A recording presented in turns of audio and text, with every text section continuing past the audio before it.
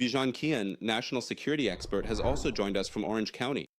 Mr. Kian, how do you assess Mr. Trump's remarks? It seems like he has raised expectations a lot, but at the same time, some people are worried. Remember that. In the final days of the 12-day war, Mr. Trump said that we should restore Iran to greatness again. He was talking about overthrowing the regime, and then a ceasefire happened. Do you think this is just rhetoric, or has the United States actually taken a step closer to a policy change, to overthrowing the Islamic Republic? Greetings to you, Fart, and to your viewers and listeners. I don't think it matters what you or I think about Mr. Trump. The world knows him as a man who doesn't bluff. The world knows him as a man who does what he says. If you want proof of this, just look at the behavior of his opponents. Just look. Look at the behavior of those who are supposedly negotiating with Mr. Trump. When it comes to regime change, it's not the job of the President of the United States to announce regime change. All of this depends on the people of Iran. What Mr. Trump says, that if you shoot at the people, we will take your actions very seriously, should be taken seriously. Look at the messages that are being sent today from the leadership of this popular movement. They have sent, "Sir, I know you're after me," There is a very high chance that this will happen. to the people, to the armed forces, so most likely they will shoot. Sorry. I am truly uncertain if you are able to clearly hear my voice at this moment. I have a strong feeling that my voice might be cutting out intermittently, which is quite frustrating.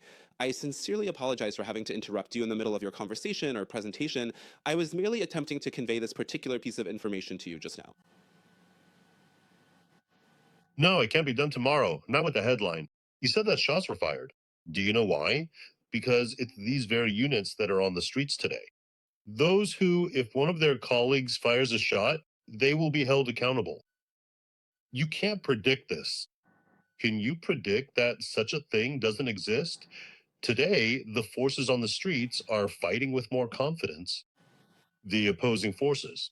I mean, it's completely clear that the suppressive forces are not all the same. It's obvious. You can't say they are. You can't measure these ups and downs and uprisings like this from the people's side. It's just not possible. You can't deny that. Yes, these had their ups and downs. But definitely, the message that Mr. Trump issued today should be taken very seriously, extremely seriously. Just look at the individuals who are operating within the system. Just observe. We have indeed witnessed it. We have personally experienced all the bluster and the loud shouting, proclaiming, "We will absolutely do this. We will certainly strike." And we have clearly seen how, in the ultimate conclusion, the curtain dramatically fell and they were utterly brought to their knees. After all that initial bravado and arrogant display, they were completely forced to retreat. We are currently dealing with a particular country that is effectively run by someone who audaciously claims to be a divine god. Today, he now lives in a dark dungeon and possesses absolutely no control over the entire country at all. All his vital lines of communication are completely cut off. Exactly so. I think they're going to crack down even harder with this kind of decisiveness. Some officials of the Islamic Republic, including Iraqchi, have reacted, and our armed forces know exactly where to strike in case of a violation of sovereignty. Before that, Ali Larijani had also responded. Mr. Kian, please stay with us. We've just received more footage from Iran.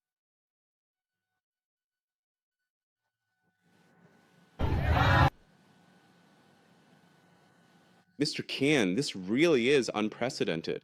An American president has never given this much political weight to Iranian protesters. How much do you think this could change the dynamics? Because short of military action, this seems like the strongest warning the US president could have given. Look, for Dodd, from my perspective, as someone who follows these issues closely, even from afar, we can sum it up like this. The difference now is that people have clearly heard the message of the person leading this national uprising. That is, Prince Reza Pahlavi. Prince Reza believed that if people show their collective power, it sends a message to the suppressive forces. As you can see, members of the armed forces are telling each other things like, "Let him go, he has a sick person in the car." This behavior is a sign that the armed forces have also heard the prince's message. And that part of the armed forces who still thought they could gain favor by killing people. They got this message from President Trump. Very tough and firm. Make no mistake about it. I'm not claiming that I know President Trump better than anyone else. But to some extent, we are familiar with his temperament. They should take President Trump seriously. The Iranian armed forces should know that this is no joke. This is not a bluff, and they should know to take it very, very seriously. People should know that there are those among the armed forces who will stand up for the people.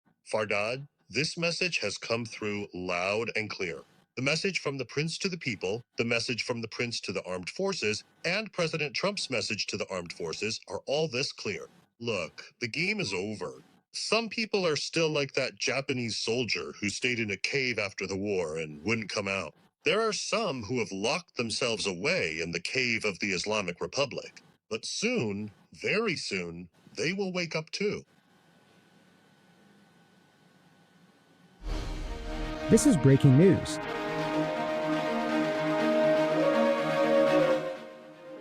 Bijan Kian, a national security expert, said that just moments ago, Prince Reza Pahlavi himself published a message on his social media in support of the statements made by the President of the United States, Donald J. Trump.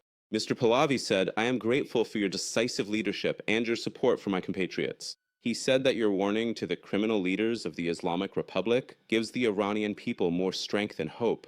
Hope that, at last, the President of the United States is firmly standing by their side. Prince Reza Pahlavi went on to say that the people of Iran, while risking their lives to put an end to 46 years of this regime's rule, chaos, and terror, have entrusted me with a message that comes with great responsibility: the effort to restore the relationship that Iran once had with America. He said that it was a relationship that brought peace and prosperity to the Middle East. I have a clear plan for a stable transition in Iran, and I have the support of my people to make it happen. With your leadership in the free world, we can leave a lasting legacy of enduring peace. We are still with Bijan Kian. Mr. Kian, how do you see Prince Reza Pahlavi's remarks right after the US president's tweet? Do you see these as being in harmony with each other? Is something bigger happening? Without a doubt. Without a doubt. Look, we've always repeated that change is not an event, it's a process, and every move should be connected to what has happened before. I should mention here that all the credit for change belongs to the people of Iran, and all this credit is due to the motivation created by them that they finally managed to unite their voices. This simultaneous unity, which is exactly what Prince Reza Pahlavi asked of everyone, has been realized. This is a very significant event. History will record it.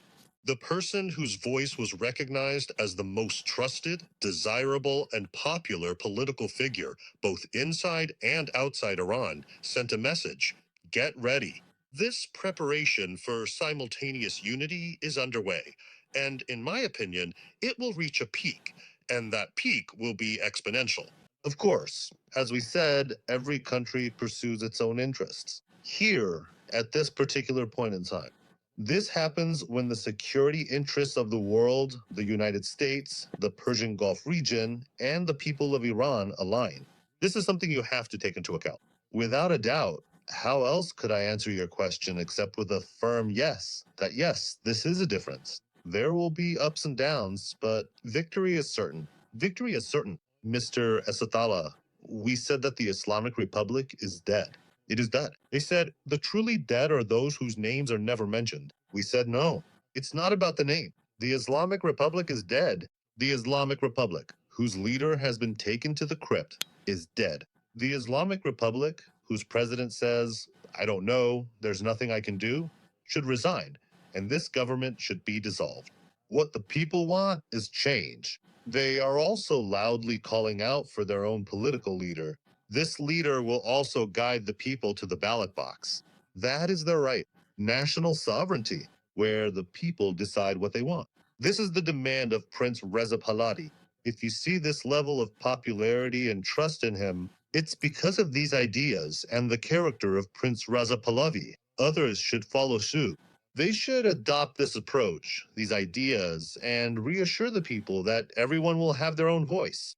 The day the ballot box is held transparently in a fair environment, everyone will have their own voice. Everyone can choose their own representatives. This is what Prince Reza Pahlavi wants, in my view. Not that I'm speaking on his behalf. I neither have permission nor the capacity to do so. Mr. Kian, hope and fear exist simultaneously for many protesters in Iran. You mentioned that President Trump stands by his words. I'm not trying to question that, but sometimes it might take a while.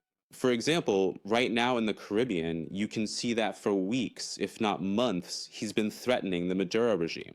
They even closed the airspace there for a while. He said several times that Maduro's days in power are numbered, but we see that he's still in office. I mentioned earlier, during the 12-day war, in those final days, many people thought that something was about to happen. When the President of the United States talked about making Iran great again, maybe it seemed like the time for regime change in Iran had come. And then he said that he had asked Israel to agree to a ceasefire. How legitimate do you think these concerns are? How much do you think Mr. Trump will really stand by his words to the very end? And will he actually support the protesters in practice if the Islamic Republic resorts to violence? Look, we need to talk about this from two perspectives. First, there's the responsibility of the Iranian people, what they themselves feel. Today, the people of Iran have decided to show their collective power as much as possible, with as much strength as possible. That is, everyone decides on the same day, at the same hour, to stand in the streets until this message reaches the suppressive forces of the Islamic Republic, and more importantly, the world. Look, the people have done this. They have shown their collective power. The world also showed solidarity and will continue to do so. I can say this with certainty and confidence. But the world will not take on the responsibility of change and replacement. This creates a shared responsibility that does not belong to outsiders. Why should a foreigner even have to take on the responsibility of change and replacement? This is the right of the Iranian people. It is the duty of the Iranian people themselves to carry out this change and replacement as the final step. My concern is that we might place more responsibility on those who neither have the right nor the authority to carry out such a responsibility, and those are foreigners. Foreigners can help. Look, why should a foreign entity even take on the responsibility for change and replacement? This is the right of the Iranian people. It is the duty of the Iranian people to carry out this change and replacement themselves as the final step. My concern is that we might put more responsibility on those who neither have the right nor the authority to carry out such a responsibility. And that's the foreigners. Foreigners can help. Look, Fardad, if General Washington, the American, hadn't had the help of Lafayette, the Frenchman, or Kosciuszko, the Pole, he wouldn't have succeeded in overcoming the greatest military power of that time, which was England. Right now, the people of Iran have this kind of help too. They have the best opportunity. The courage that the people of Iran have shown is unprecedented in history. Did you see the image of that young man who pulled his shirt over his head and stood or sat right in front of those repressive forces? This is unparalleled in history. This same momentum needs to continue so that the people who say, I must, I'm not the one saying it. The people have decided to continue this movement. And without a doubt, make no mistake, the people will be victorious.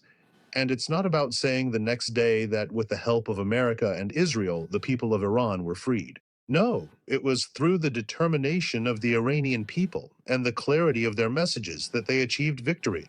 We will never, ever accept, no Iranian will ever accept, that the honor and credit for the Iranian people's victory over this oppressive, corrupt, and incompetent regime be diminished in the slightest. All the credit belongs to the brave people of Iran, and their motivation has been hearing the message of their leader. They heard the message of the prince and acted on it. Thank you, Bijan Kian, national security expert from Orange County, for being with us.